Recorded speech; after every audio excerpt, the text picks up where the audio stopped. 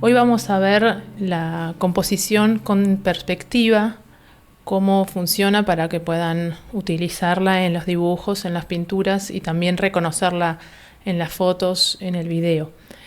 En principio, la perspectiva es la técnica de representar en una superficie plana, ya sea el lienzo, el papel, los elementos tal cual como aparecen a nuestra vista, pero sí dando esa sensación de profundidad y de volumen. En realidad es una técnica del dibujo que crea efectos ilusorios en el espectador. La perspectiva utiliza líneas para obtener la ilusión dentro del espacio de la imagen. Estas líneas invitan justamente a los ojos a hacer un recorrido visual sobre la foto o sobre la imagen, logrando así dar una sensación de distancia.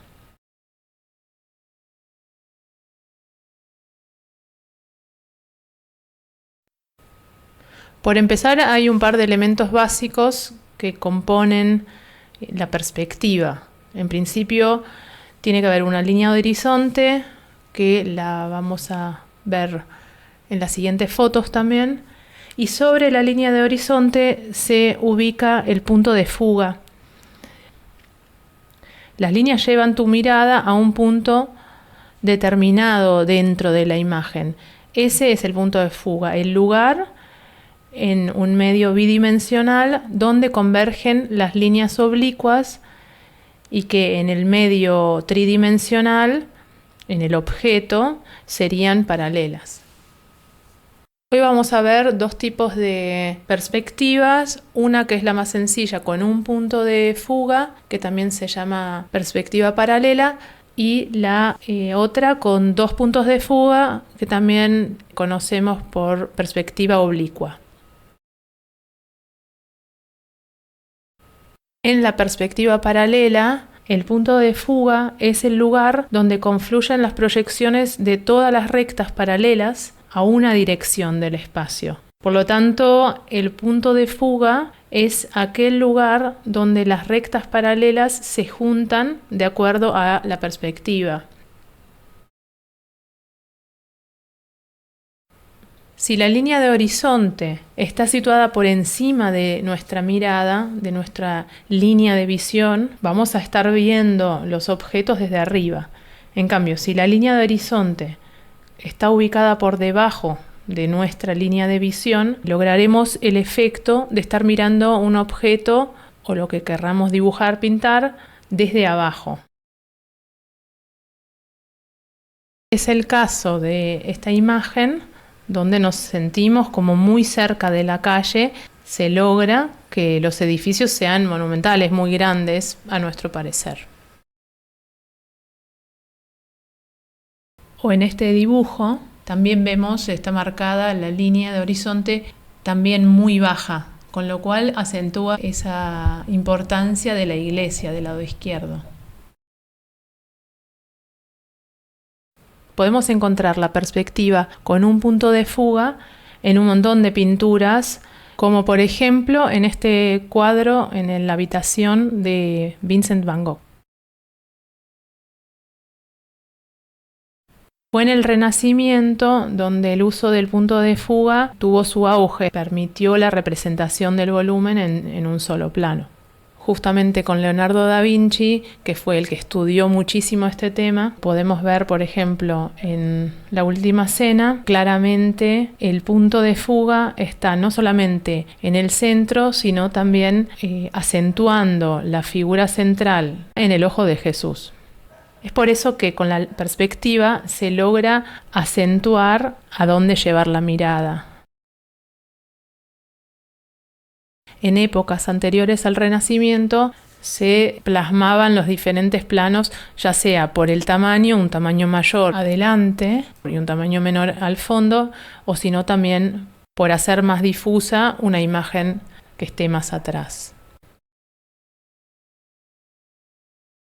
Cuando usamos dos puntos de fuga que también se sitúan sobre la misma línea de horizonte, logramos ver un objeto, sea un cubo o un edificio, de dos lados, ¿no? Está ubicado de forma oblicua.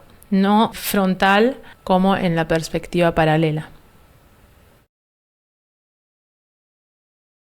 Entonces, en un dibujo con 2 puntos de fuga, todas las líneas tienen que direccionarse a uno de los 2 puntos. Esto se usa muchísimo para el dibujo técnico o en arquitectura, donde justamente hay que mostrar los diferentes planos de un edificio.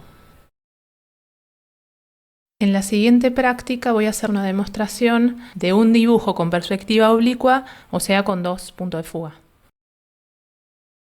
Empiezo trazando la línea de horizonte y después dibujo la arista vertical, que va a ser la referencia principal para armar la estructura. Desde esa arista voy a dibujar todas las líneas que confluyan en los 2 puntos de fuga que están sobre la línea de horizonte. Tanto las líneas que empiezan por debajo de la línea de horizonte como las que van por arriba, como en este caso el techo, todas confluyen a esos 2 puntos de fuga. Básicamente solamente se trabaja con líneas verticales y con las líneas que van a uno o al otro punto de fuga. Para el dibujo artístico es interesante trabajar sin regla o usando poco la regla para medir alguna cosa. Si trazamos todas estas líneas con regla, realmente va a quedar de resultado como un dibujo arquitectónico, ¿no? Es importante definir de dónde viene la luz, o si uno lo está copiando del natural, fijarse de dónde viene la luz. Cuando uno hace un dibujo inventado, uno tiene que definir de dónde va a venir la luz, porque justamente ahí es donde después van a poder dibujar las sombras, para que las sombras no estén justamente en cualquier lado. Definiendo la entrada de luz, sabemos también dónde están las sombras. El dibujo con luces y sombras justamente acentúa también esta intencionalidad de profundidad, de 3 dimensiones, de una espacialidad. La arista vertical que dibujé inicialmente, que es la que ahora vemos donde se unen los 2 planos de la casa que nosotros estamos viendo, cuando esa línea la ubicamos fuera del centro de la hoja, hace más interesante la composición.